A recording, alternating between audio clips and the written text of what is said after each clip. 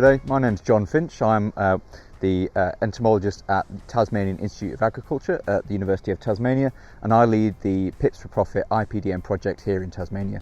One of the big challenges in apple production is pest and disease management, and that's primarily things like codling moth, woolly apple aphid, and also light brown apple moth. And we're fortunate in Tasmania that we have key predators and parasitoids for those species of pests here in Tasmania. But the key question has always been how to support those predators and parasitoids to do their best work. And this project aims to answer that question and to support those insects on farms to help reduce costs for growers.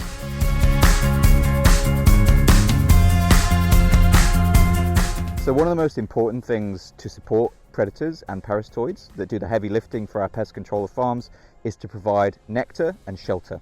So how do we do that? Well, we provide plants that produce nectar and shelter. And so what we're doing in the PIPS for Profit trial here at Salter's Orchard in the Huon Valley is to look at using native plants to provide the nectar for our predators and parasitoids. So what we've done here is to do what we call conservation biological control. Here we're trialling the use of a strip of native plants, which includes plants that flower throughout the year, in order to provide that nectar year-round or well during the growing season to support those key predators and parasitoids.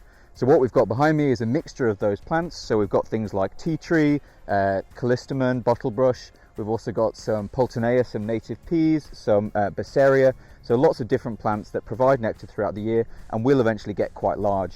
That's important because generally larger plants like shrubs and bushes, they produce more nectar and more pollen, and so therefore by providing these bushy plants we should provide more resources for those parasitoids and predators long term.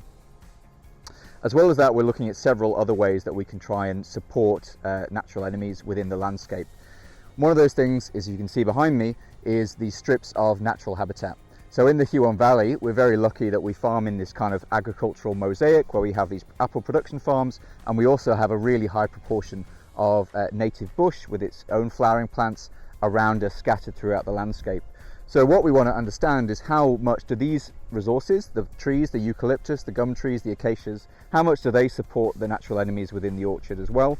What's their role? So we're also monitoring what's happening in those orchards using the same techniques we have, in those strips, using the same techniques that we have here in order to answer that question. The other aspect that we're looking at is how much do grassy strips around the orchard support our natural enemies. So usually there are lots of places around the farm that have grass on them and flowering plants within those that grow throughout the season, and then growers will periodically mow them whenever they kind of feel like it's warranted in order to keep the site looking nice. And so what the question we're asking there is, well, if we just let those things flower, the dandelions, the other things that live in those grassy strips, will they help to support the natural enemies too? So in some ways that's like a kind of really cost-effective alternative to supporting natural enemies. If all we're asking to do is to get the growers to stop mowing those flowering plants in order to let them go, flower, and then support natural enemies. So we've got three things that we're looking at. The contribution of conservation biological control strips like the one I'm standing in here, the contribution of the semi-natural habitat, the woodlands and things within the landscapes, and also the contribution of the weedy species around the edge of the orchard, which can be useful to growers if they let them flower potentially, and for things like parasitoids and ladybirds, lacewings to feed on them and then promote them in order to do their best work within the orchard. So grassy areas like this we know are really important on farms because they provide really important habitat and nectar resources for some of our key natural enemies, our predators and parasitoids. And so one of the key things we need to find out is how close do those areas need to be to the orchard to have a positive effect. So behind me we've got one of our no-mow or slow-mow, as we started calling it, strips that we're intentionally going to leave and not mow to investigate how that benefits the natural enemies. And what we're going to do is look at how well the natural enemies respond to that no-mow treatment, and then see how far those guys then move into the orchard from this particular location. So we'll do this at several distances, at 10 meters and 20 meters, and monitor the abundance of natural enemies as we move away from these grassy areas to see how effective they are at moving the natural enemies into the orchard.